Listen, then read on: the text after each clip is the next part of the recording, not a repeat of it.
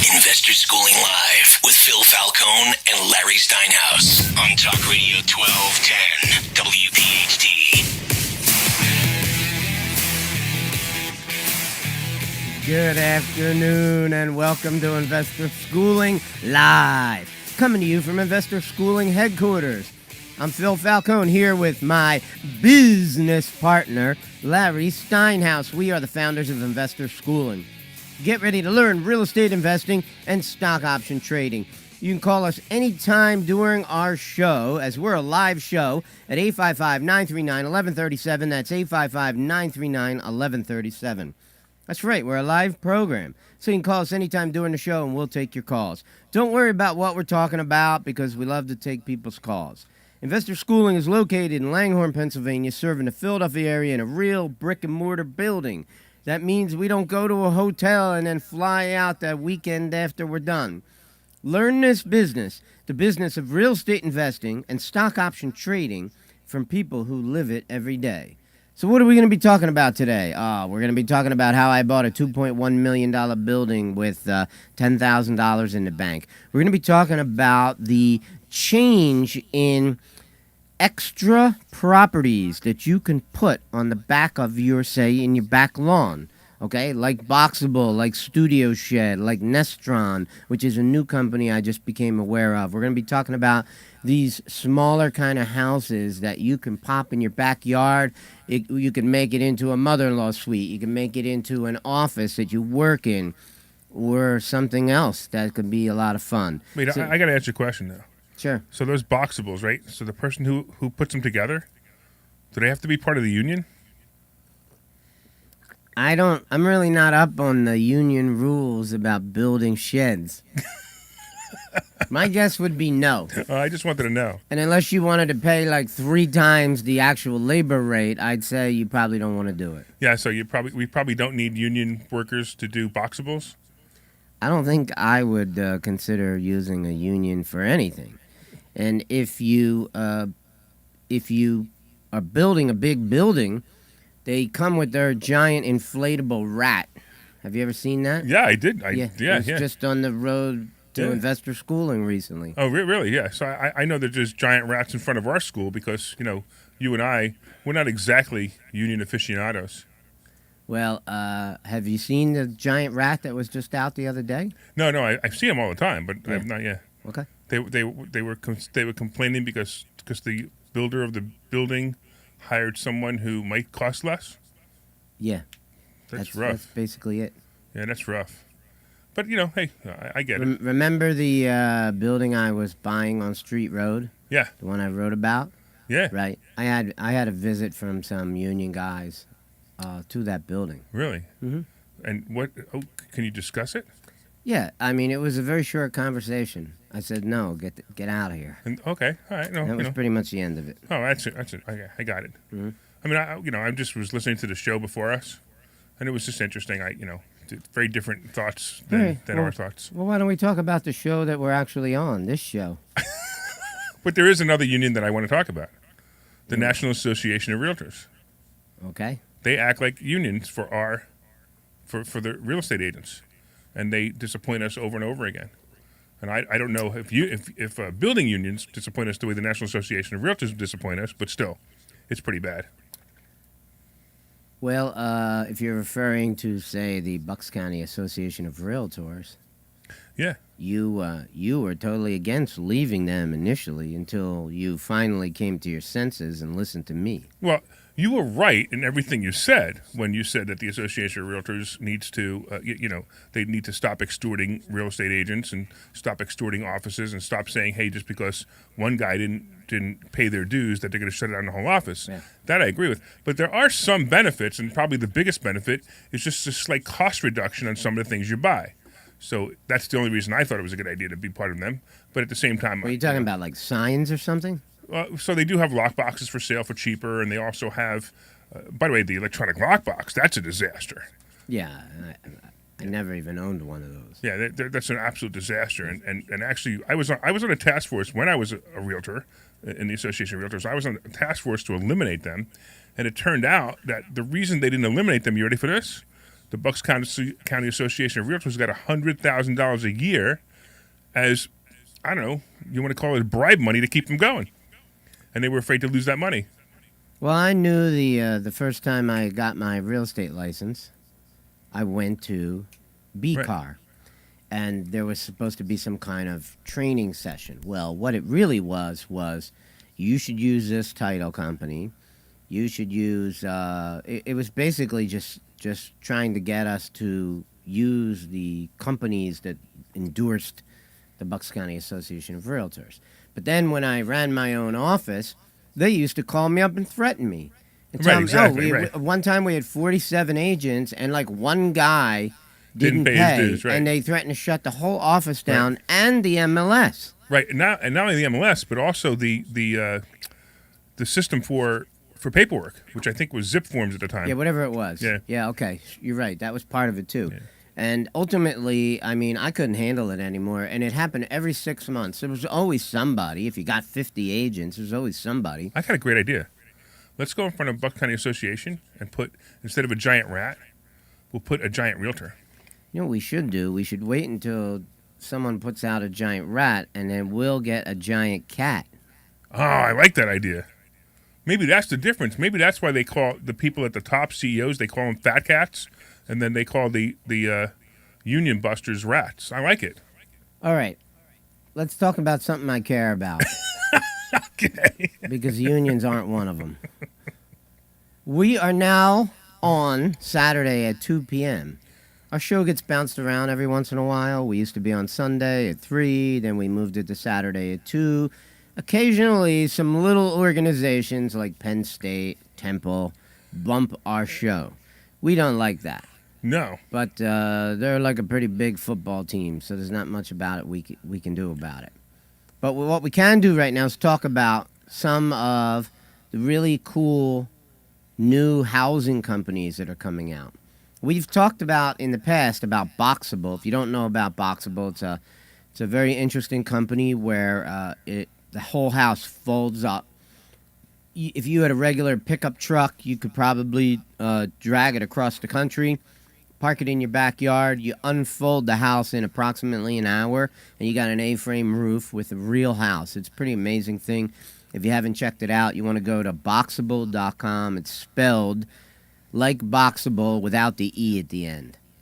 Okay? There's another company out there that I'm interested in, mostly because I own a couple of mobile home parks, and I'd like to maybe replace some of the homes that I have there with some of the homes I have are older, and I want to replace them with something that's cool and modern and interesting. And one of those companies is called Studio Shed. Studio Shed has some pretty cool houses, and you can just look them up online as well and see what they have. But the new company that I just recently found is called Nestron. Nestron. Nestron. Sounds like meta. Yeah, it sounds like what? Metaverse. I don't know. Nestron. But they got some pretty cool looking houses. So they got one that's looks like a cube. It's kind of like a futuristic looking house. It almost looks like it definitely looks like something that was built like 100 years from now, right? And they sell that for only $34,000. It's really cool looking. It's got a lot of curves. It's all white. It's very interesting thing. You can check it out on their website, Nestron.com. And one of their models, this cube, which is a pretty popular one, it's only $34,000. It's really cool. It's cheap, actually. Yeah, it's very cheap. And it's cool looking, right? And then they have some bigger versions. I mean, one of the real popular versions is only $21,500. But keep in mind, it's only 168 square feet. So it's roughly like 10 feet wide by 17 feet long. So it's not huge. It's only 168. So one car garage. Yeah, but I mean, if you needed an office in your backyard and you didn't have space for an office in your house because maybe you got too many kids and they're filling up the whole house, the father walks into the backyard and he works in the backyard in privacy. Right. So I like that idea. I mean, it's pretty cool. I think it'd be great, yeah. By the way, 855-939-1137. We're a live show. Give us a call, 855-939-1137. And if you're watching on Facebook or YouTube or LinkedIn, you can actually leave us comments. 855-939-1137. All right, so one of my favorite stories that you talk about all the time is how you bought Executech Suites. Wait, you know what? Should we play the commercial? I don't know if Glenn can do this. If he could isolate just the commercial for Executech Suites before you explain how you bought it. I think Glenn can do anything we ask him to. Yeah, Glenn, I can do that. All right, do it. Hi, I'm Phil Falcone from Executech Suites. We're an executive suite center in Huntington Valley on Buck. You guys still want to be on the air while this is going? I'm sure Yeah, you've whatever. driven past it. Doesn't We're matter. right in between Street Road and County Line Road. We have 47 offices in the prestigious address of Huntington Valley. I have offices starting at $5.95 a month. You're probably wondering, Phil, what do I get for $5.95 a month? Let me tell you. You get an office big enough for one person. You get the furniture in that office. You get the telephone on the desk. You get the telephone numbers. You get the fax numbers. You get 2 full-time receptionists to answer the phone in the name of your company and patch the calls to you. So if your company's ABC Painting Company, hey, ABC Painting Company, how can I help you? Would you like to talk to Bob? Let me get him on the phone. You could be home sleeping on your couch and I'll patch the calls right to you. What else do we give you? We give you the conference rooms. We give you the kitchen. We give you the mailboxes, the printer, the copier, the scanner, UPS service, you name it. All of the utilities, cleaning service, and best of all, we give you free coffee. Get yourself to Executech Suites. Phone number is 215-942-7701. 215-942-7701. ExecutechSuites.com. Okay, so Phil, that is an awesome commercial, by the way. Can you do the free coffee part real quick? Free coffee. There is a mistake in that ad where I say I give you the kitchen. You don't actually get to take the kitchen. You don't get to take it home? No, you just get to use it. Oh, okay. All right. Well, I'm glad you clarified that. You know, if we could put a disclaimer at the end of the commercial for next time. But so tell us how you bought that, because that is an awesome story. So in like 2005 or 2004, I took my real estate license. I got my real estate license, and I took a class to pass the test. And the class was taught in Executech Suites that somebody else had built, right? I did not build Executech Suites. A couple of years later, in 2006, I saw that it came up for sale. And it was for sale for $2.3 million. And I knew the building right away because I had been there, and I actually was there for 2 weeks, so I felt relatively comfortable with it. I knew about the kitchen, the conference rooms, I had walked the halls, that kind of thing. So, and what I did was I basically put in an offer to buy the building, doing a 1031 exchange. So, if you know what a 1031 exchange is, you can basically sell properties. If you could take a row home in Philadelphia, for example, and you could sell that property. And the money that you make off of that property, let's just say you made $100,000, right, off of a property. That money will get transferred to a lawyer's office, otherwise known as a qualified intermediary. So you put $100,000 in this lawyer's bank account. You want to talk about a scary thing? There you go. That's pretty scary. Really. All right? I actually did that with 4 separate houses. I immediately went home the night I got the property under contract, and I put 8 houses up for sale.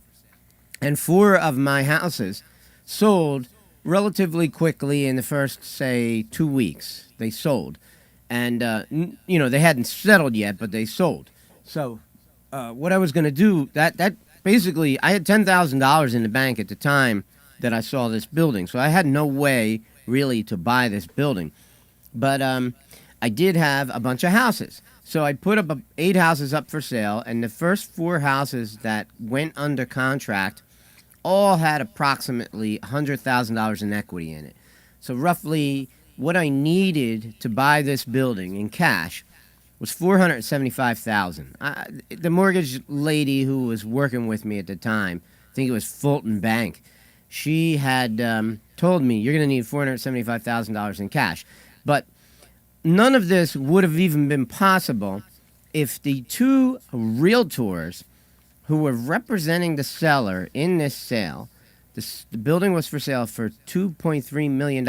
And if either one of there was a senior realtor and a junior realtor, and if either one of them had just said, hey, Phil, you're an interesting guy, but before we go any further with this conversation, we'd like you to show us the $475,000.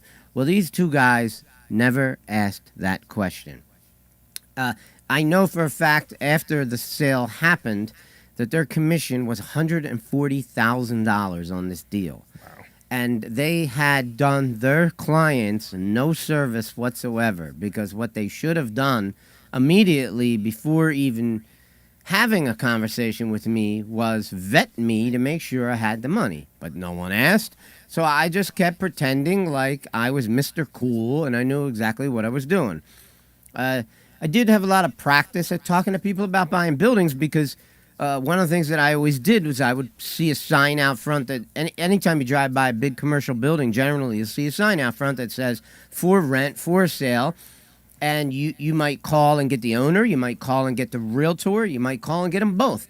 But that's how I learned how to talk to people about buying buildings, is buying commercial buildings, was by calling the signs in front of the building. So if you want to learn how to do this, boy, isn't that an easy way. Come to Investor Schooling on Thursday night at 7 o'clock, and we'll really teach you how to buy buildings like this. So that's what we do. We teach people all the time how to buy money. So I love the story, because it's a great story. And it actually happens to be probably the greatest asset you have. You have a lot of good ones, though. But that probably is the greatest one you have. It's the best asset I have. It makes the most money. Right, yeah. And then you have your wife, Terry, who runs it, which is freaking awesome, because she's always, she takes really good care of the place. She keeps you out of it. Yeah, I like that. And that's a good thing. And the rent roll is right now about $36,000 a month. That's pretty good. Yeah, yeah, not bad. Not bad at all. Yeah, Not bad. Especially we talked about last week. We talked about the 10%. I'm sorry, the 1% rule. So if you bought the building for $2.1 million and you're getting $36,000, you are way over the 1% rule. Yeah, just understand that's a gross number, right? That's what a gross number. That's fine. But I understand that you're paying electric and you're paying the heat. We're paying for a lot of things. So it's a little bit different. Yeah. But even with that, I would look at it. If I would just see if somebody was calling me up and say, hey, they had a $2.1 million building that was getting a rent roll of $36,000, I would say that would be something I want to look at. Well, I think you remember it wasn't that long ago. It was only about 8 weeks ago that I got a phone call in the Friday morning meeting. Oh yeah. And the guy offered me 2.2. And he offered you 2.2 or 3.2? 2.2. No, 2.2. That's right. I turned it down. I turned it down. Right. And I just once I got off the phone, I just said to the group, "Oh, it's nice to have somebody offer me $2.2 million." Right. But which is $1 million short of what I think it's worth. Yeah, I would agree. I would agree. And there's no reason to sell it at this point anyway. Right. Just let the machine keep running, and down the road, But if somebody offered you $4 million, you'd take it today, wouldn't you? I'd have to. So just call Phil if anybody wants to have Executive Suites. $4 million. I'm going to get the commission on that, by the way. Yeah. I'm going to take a 6% commission. Is that okay? Yeah, we could work something out. Okay. If someone wanted to pay me $4 million, I think I could afford to let you ride out handsomely. Yeah, exactly. Right. Okay. So what happened is these two agents, the senior and the junior, just never asked me to show them the money. So I just kept pretending like I was more than capable to buy this thing. They actually had their clients sign the contract. If you are a realtor, you never, ever, ever do that. You vet the person. Make sure that they have the real money. Get proof of funds. But imagine they did. Then you wouldn't have gotten the building, and that building would have still been up for sale. I know, but I'm just like to point out to people that what a huge mistake that was. Yeah, I agree. If he had just asked once, show me the money, I would have been dead in the water, right? So I raised $400,000 by selling 4 separate houses. I'm still pretty short. I need another $75,000. I only got $10,000 in the bank, so actually I needed $65,000. It occurred to me at the time, because I had bought duplexes and triplexes and quads before. I owned a number of duplexes by that time. And I knew that when you buy a duplex, for example, you get the last month's rent from the tenant and you get the security deposit from the tenant, right? And it occurred to me that at the time I bought this property, the rent roll was $42,000 a month. It was making $500,000 a year at the time. But keep in mind, this was 2006, so we were in this boom where everything was going up like crazy. And and what happened was I just called the title company. I did have a list of what all the rents were and everything, but I called the title the title company as we were getting closer to settlement, and I said, hey, how much money are you holding? It was roughly $60,000. And I basically just asked him, I said, listen, what I want that money to come to me at settlement. He said, well, it will. And I said, yeah, I know it comes at settlement. I'm asking for it to come before the settlement so that I can use that money. And he said, well, it's kind of all the same thing, right? So it will be transferred to you on the settlement sheet. When you sign it, is your money, right? So that's how I raised an additional $60,000. I had 10 grand in the bank. So I was only $5,000 short. I don't remember where I got the last $5 grand, but it didn't matter. It was it was just jump change at that point. Yeah, you could find $5,000 if you found. Oh yeah, of course. 470, right? Yeah. Another $5 grand ain't gonna kill the deal. And for those of you who've never bought a piece of commercial real estate, what you got to understand is how crazy that is. Like, imagine taking an asset off of the market, so meaning it's no longer for sale, for 90 days. Right? 90 days I controlled this asset while I looked for the money, which I just explained how I got it. And imagine if I didn't get the money. I could have taken this person's asset off the market, no longer for sale, for 90 days. Yeah, sure. What an embarrassment that would have been for those people. Absolutely. By the way, 855-939-1137. 855-939-1137. You can call in, ask us any questions, ask us about this, ask us about that, ask us about other things. It's fine. 855-939-1137. We're here to take your call. So you said something interesting. You said take the asset off the market and control it. I think that is what people don't understand about this business. I think it's pretty obvious to us because we have this conversation with people often. No, we do, but most people don't understand how important it is to understand that you control the asset. So you can absolutely take an asset off the market and control it. And it's funny because I know you were talking, I interrupted you before, and one of the topics that you wanted to talk about today was how can I begin real estate investing, or what's the best real estate investing strategy for newbies, and that followed with can I begin real estate investing with no money? And it's all about taking the asset off the market, which is, of course, wholesaling, which, by the way, is not really called wholesaling. And this is funny because a lot of people don't know this, that wholesaling is actually if you literally bought the property and actually closed on it and then sold it. What you're doing is assigning the contract, or in some cases even what's called novation, but who cares? It's a big fancy word for changing the name on the contract to somebody else, and you charge a fee to do that. So what you're basically doing is you're getting a property under contract. So let's say you go to Philly and you find a house that, I don't know, that somebody wants to get rid of. Let's say it was an inherited house, and it's in really bad shape, and they want to sell it to you, and you buy it and you put it under contract for, let's say, $40,000, and then you come to Phil and I, and we like that house so much, we want it so badly that we're willing to give you $60,000 for it before you even close. So basically, the difference is you're going to get $20,000 for the difference. We're going to pay the original seller $40,000. We're going to pay you $20,000, and sure enough, we own the house, and that's basics of wholesaling. How much did it cost that person to put it under contract, Bill? Nothing. Cost them nothing. Sometimes it costs you $100. Sometimes it costs you maybe $1,000 if you're a little new at it. But yeah, it costs you nothing to put it under contract. And then to find the buyer, you just have to find a buyer. So it's the easiest way, and you can get into this business all the time without any money. We had that guy Garcia, Jay Garcia, the other day, who was they call him the mobile home park king, and he was talking about doing this with mobile home parks. And not mobile home parks, mobile homes. Yeah, mobile homes. I thought this was amazing. I know you know a lot about mobile homes because you own a couple of mobile home parks. So I don't know, maybe it'd be better if you described what he was talking about, because I thought I thought it was one of the most fascinating things ever. How cheap you can buy a mobile home for and then renovate it. Okay, sure. So this guy Jay Garcia, who is a friend of ours who came up to investor schooling, we bring in guest speakers all the time. So you never know what you're going to learn at investor schooling.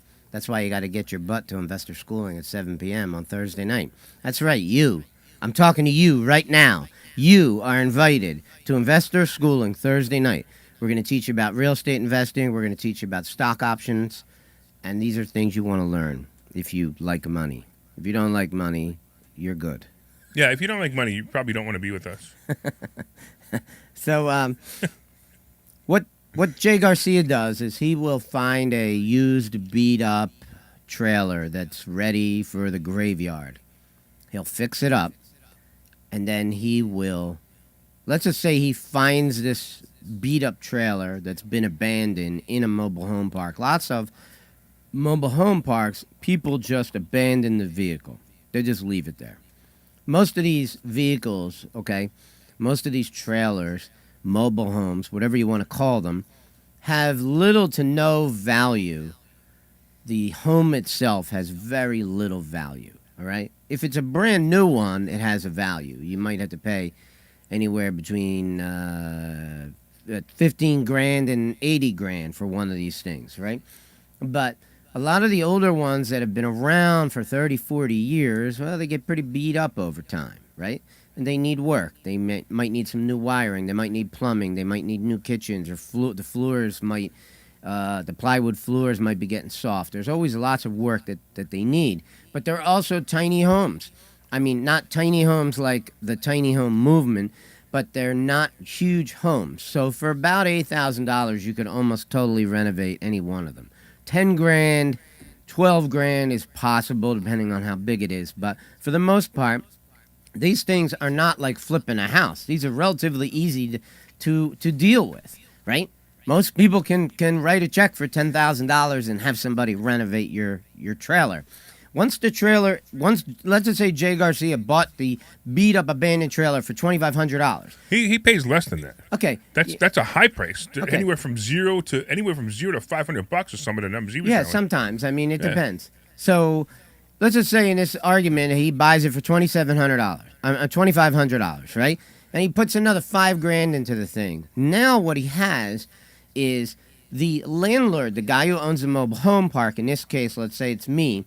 I would be able to collect a lot rent for that trailer. So maybe I'll get $500 a month for lot rent.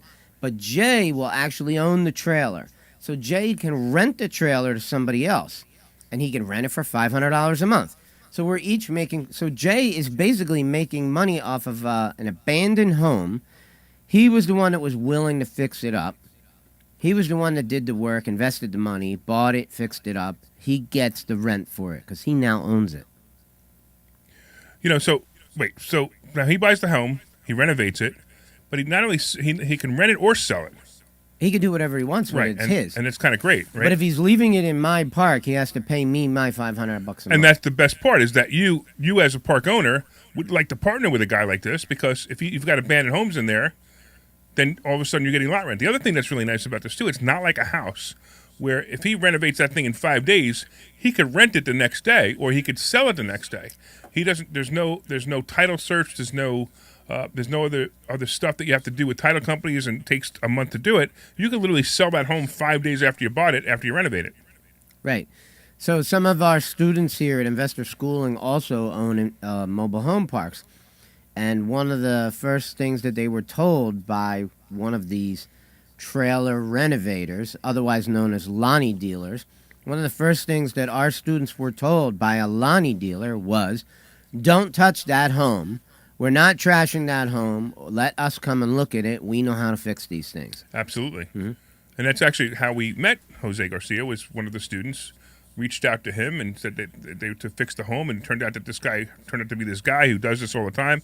And it's a pretty fascinating. I was mesmerized. I was watching him present, and I was absolutely mesmerized by what he was talking about the other day. I'm surprised you say that because I thought you kind of understood the premise of the Lonnie dealer. No, I totally understood it. I just, I think it was like, you and I have discussed it, right? We read about it. We know about. We never actually sat down with someone who did. Like in this case, this guy's done. I don't know.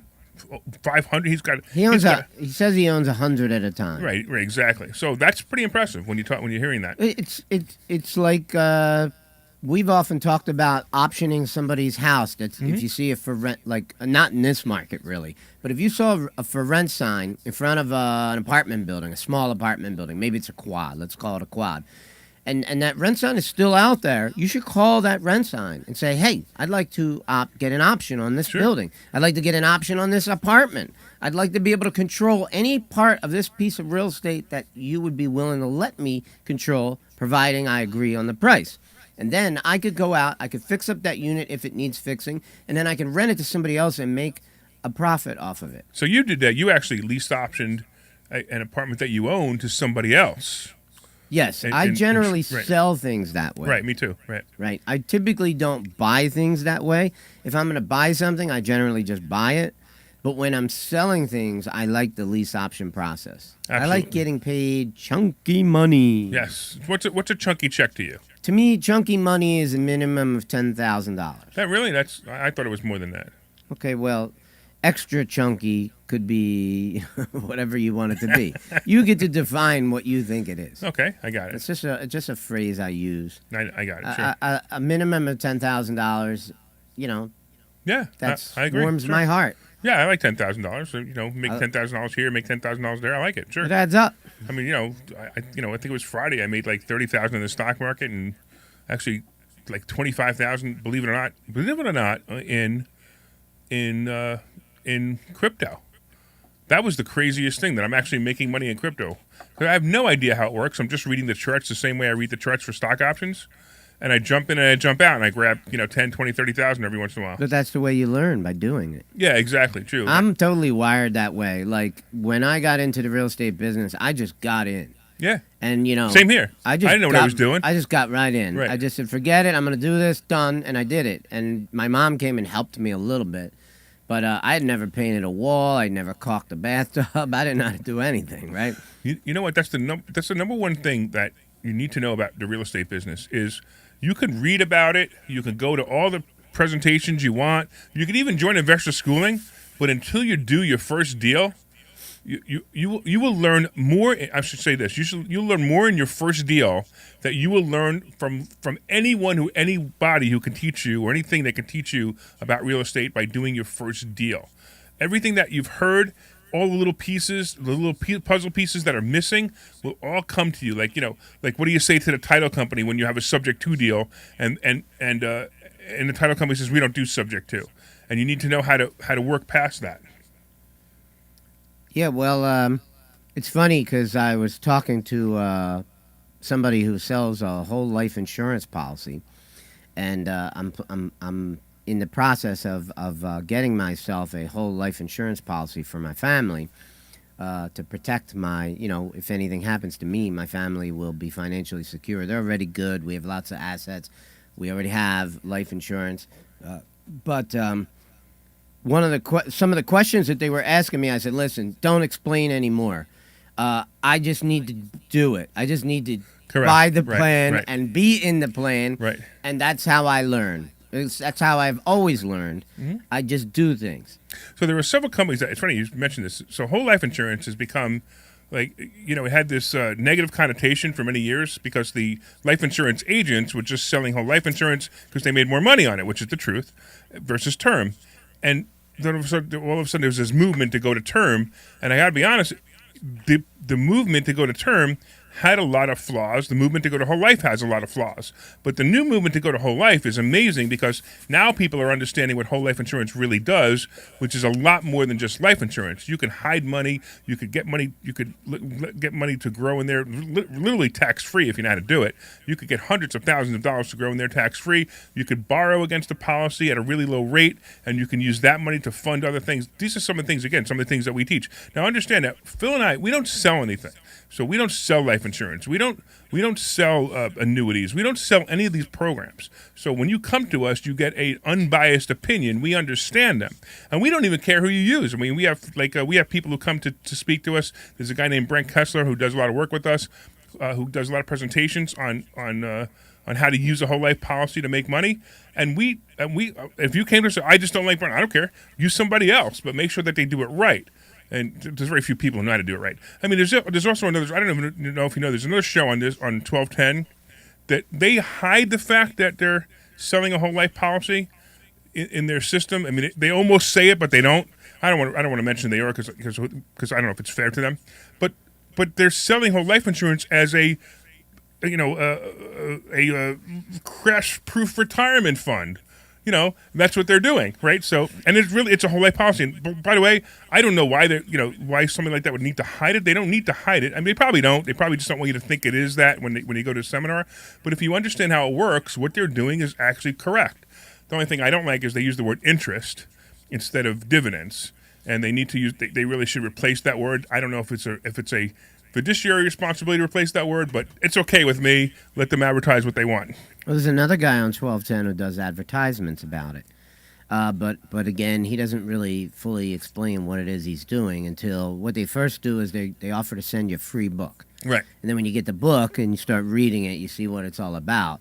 And then they do a call with you. They got a pretty good timing system so that they arrange a phone call right around the time that the book arrives. So you get the book one day, the next day you get the call. Pretty smart.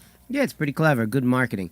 And, immediately once I started talking to them, I realized it was a competition for the people that we've already affiliated ourselves with. Yeah, it's not really a competition. We don't care who. Again, we don't care. I understand who you use, we right? don't care, but like when you meet somebody and you've seen their presentation, and then you meet another guy and you've seen his presentation, that's enough. I don't need to go to 18 presentations to figure out to make up my mind what I want to do. Exactly. It's a stinking policy. And it's funny because it's the same thing, right? So you got to you borrow the money into policy to buy real estate, and it feels weird that you're doing that.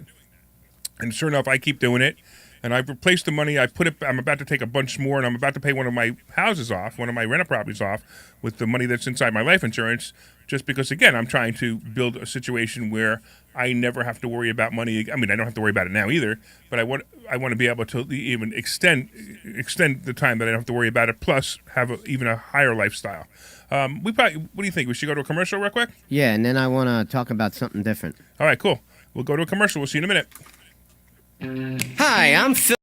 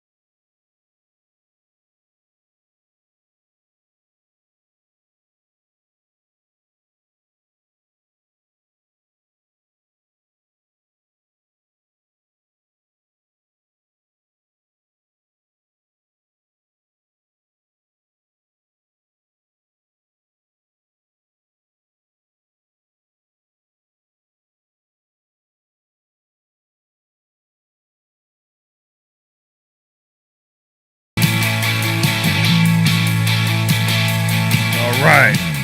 Welcome back to Investor Schooling Live. I am Larry Steinhaus. I'm here with my I can't do it the way you do it. Business, whatever he says, partner Phil Falcone. Larry Steinhaus and Phil Falcone, and we're here talking about real estate. We actually were just talking about whole life insurance, which is kind of cool too. And we talk about a whole bunch of different topics, anything that has to do with money. Phil, hold on, let me give the number real quick. 855-939-1137. 855-939-1137. Give us a call. Let us know you're listening. Give us a thumbs up on Facebook. And also, you can leave messages on Facebook as well. Let us know you're listening. Let us know that you like us. Because, we do this show every day. We want to make sure that you guys are enjoying it. 855-939-1137. All right. So what is it that you want to talk about, Phil? I want to talk about that you're my business partner. All right. I got to practice this. Business. How do you do it? You have to be my business partner because I don't want you to be confused as any other kind of partner. Well, I know. And there's a lot of confusion out there right now. All right. So let's talk about your lack of demonstrative advertising on that last ad that we listened to. I have to tell you something. I actually asked them to drop that ad, but they put it back in. Why'd you want to drop it? Because I don't want to talk about why I want to drop it, but I wanted to drop it. Okay. Because I think it's because I'm really boring in it. That's why I wanted to drop it. All right, so let's talk about the scuttlebutt I've been thinking about lately. All right. Right? Scuttlebutt, huh? Yeah, can you spell scuttlebutt? I don't know. SQ. I guess not. No, okay. Yeah, you screwed up on the second letter. I know, exactly. All right. I'm starting to think that commercial real estate is the first chink in the armor. Okay? It's starting to crumble. Do you think so? Yeah, well, okay, let's talk about a place like New York City, all right? What they're doing to the business owners in New York City with all their stupid rules and having the every restaurant visitor requires a vaccine card, right? That city for sure is suffering big time. So is Los Angeles, San Francisco, Philadelphia. Yeah. All these major liberal cities are destroying their own tax base. Of course. Which is idiotic beyond belief. And then they raise taxes on the rest of them to make up for it. Of course, but that's another topic. And what's going to happen here, I think, is as commercial real estate begins to fall apart, and as long as they keep this insanity going, right, and the more vaccines that these goofballs keep taking, the insanity is not going to get less. It's going to get more. And it's just ridiculous. And what I see happening is it's going to cross over into the retail sector, into the medical sector, into office buildings like Executech Suites, and then it's going to hit residential. That's how crashes happen. They don't just happen on little tiny houses. They tend to happen on the biggest things first. Yeah, so I don't disagree with you, but I actually kind of think that commercial real estate is going to start going forward again because, the scamdemic is almost over. If they will ever let it die, which they won't. Well, they will eventually because they'll have to, and people will eventually say, all right, I've had enough. Unfortunately, there's not enough people out there. I mean, I went today, and I see these people. It cracks me up with their masks on, and I just want to walk up to them and sneeze on them. I've seen some protesters out recently. Did you see them over at the shopping center on your way into investor schooling? What were they protesting? They were protesting companies with the mandates. Biden's okay, stupid mandate. Yeah, right. Yeah.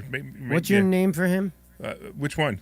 Biden. I got three. Well, just give me a couple of them. I got President Poopy Pants. Mm-hmm. I got President Brain Dead, and also the Supreme Leader. Why is he Poopy Pants? You don't know about that story? Did he actually?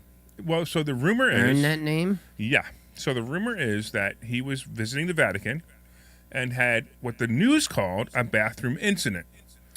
And I heard what he said to the Pope was crazy, whatever it was. Something about him being a professional baseball player? I don't know about that one, but this so remember Pedro, look it up. Find us the video. So you probably could. So I mean, we're going off on a really weird tangent here. Who cares? But apparently he pooped his pants is basically what happened.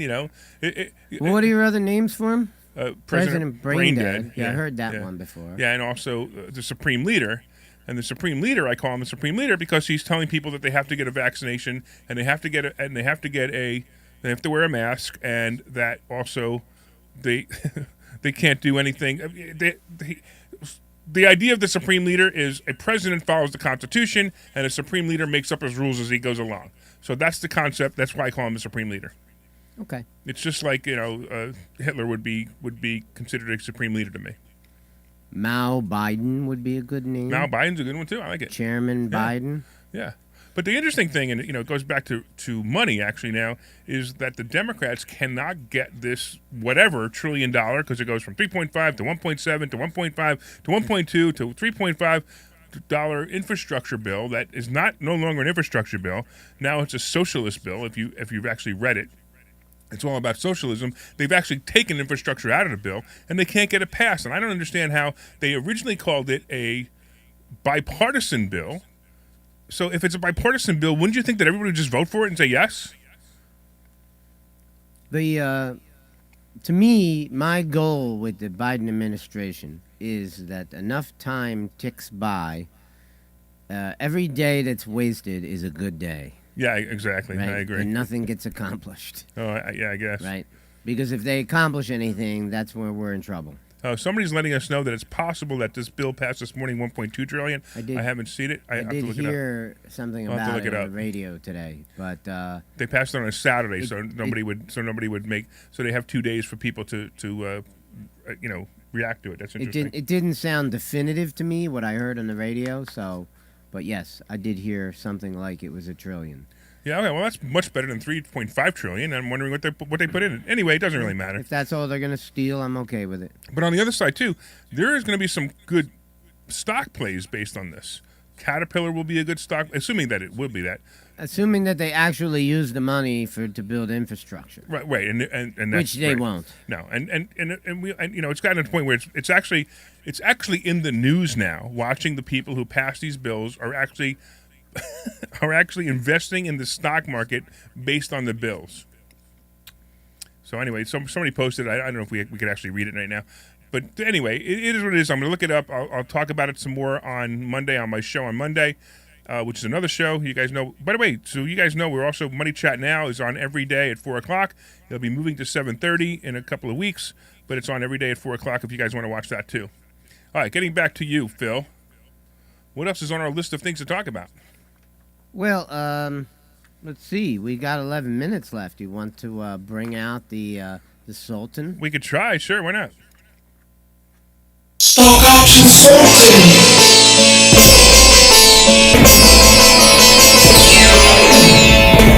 Stock Option Sultan.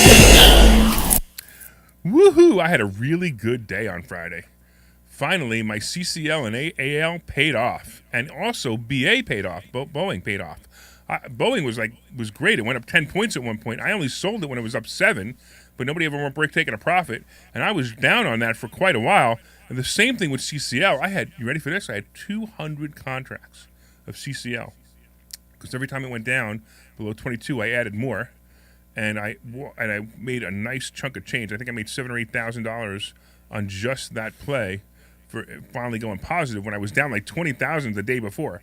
So that was pretty cool too. And AAL also do you popped. see the days coming back where we're making like 6 figures? Yeah, so it's definitely going to come back. We have to.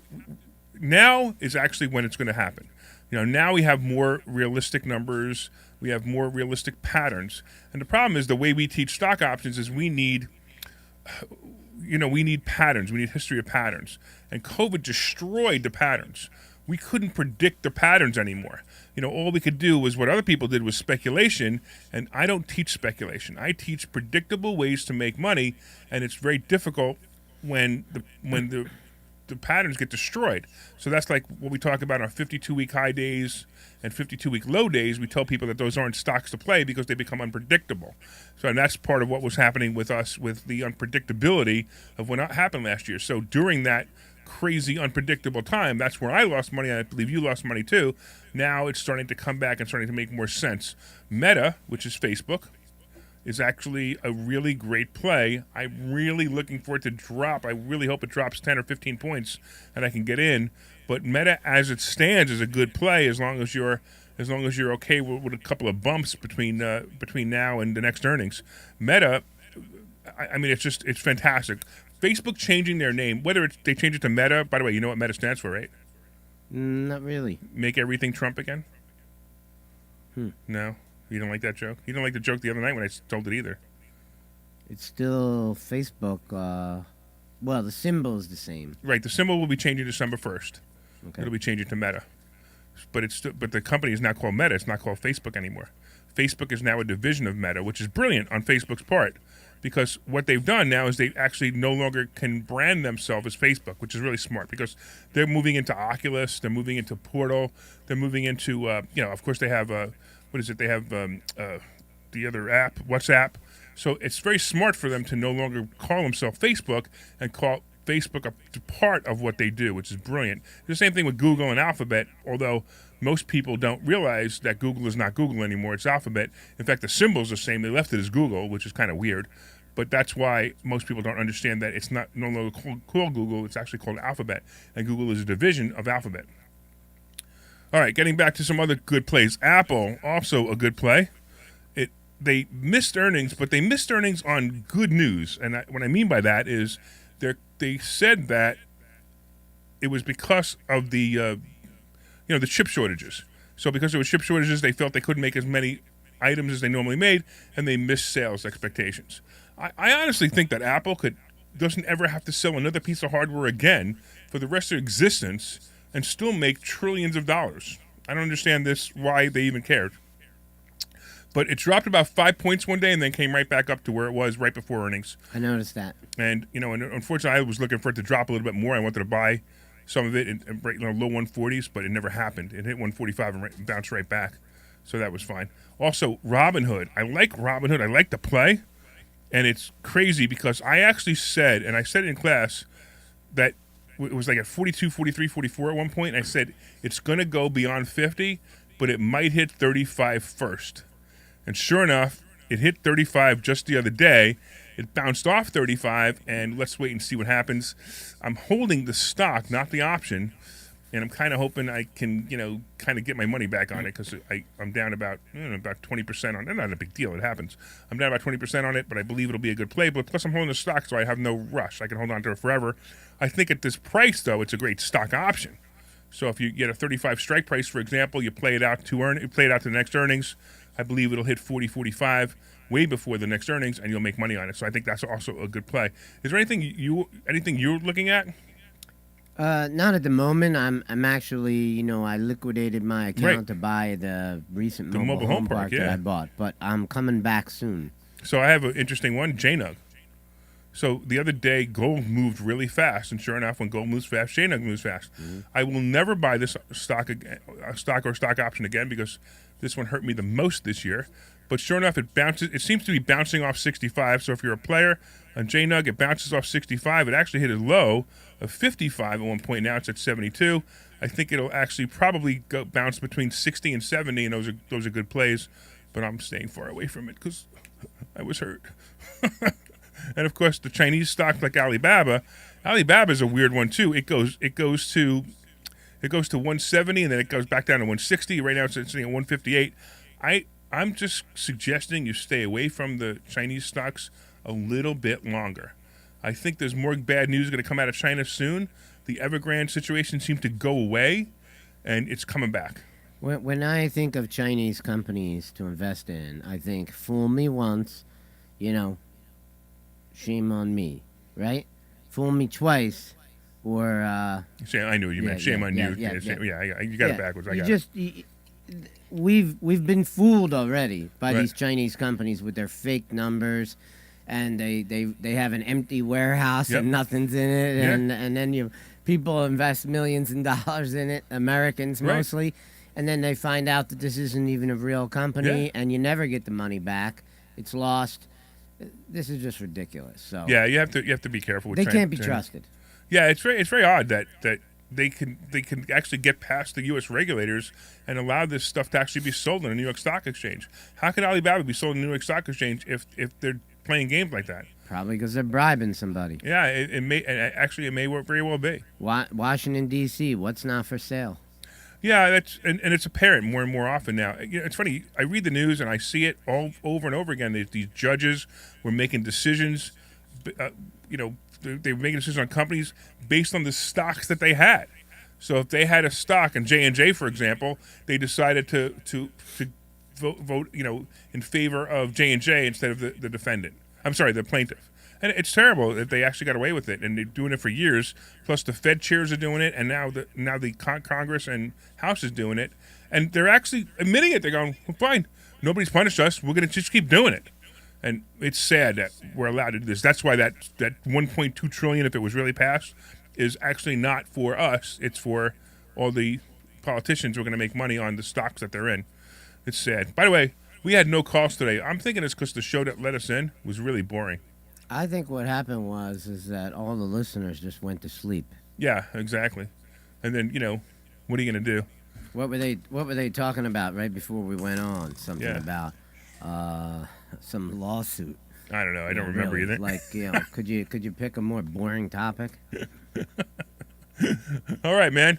What do you think we got? We got I don't know, we got about a minute and 15 seconds. Yeah, why don't we just keep talking? All right, what do you want to talk about? Tell me, how much money do you make a year on average with your real estate license? My real estate license? So I accidentally make between 30 and 60,000. Just accidentally. I don't even want to do it. I don't even want to be a real estate agent. It's funny, like somebody will call me up and say, hey, I need to buy a house. I'm like, are you buying one today? And if they say, no, I'm just going to go looking, I'll go find somebody else. Right. If they call me up and say, I'm buying a house today, I'm like, okay, I'll show it to you. Let's go. So, like, one of the things that we own a real estate agency called the Investor Brokerage, and we advise all of our students, if you're going to be in the real estate business... 30 seconds.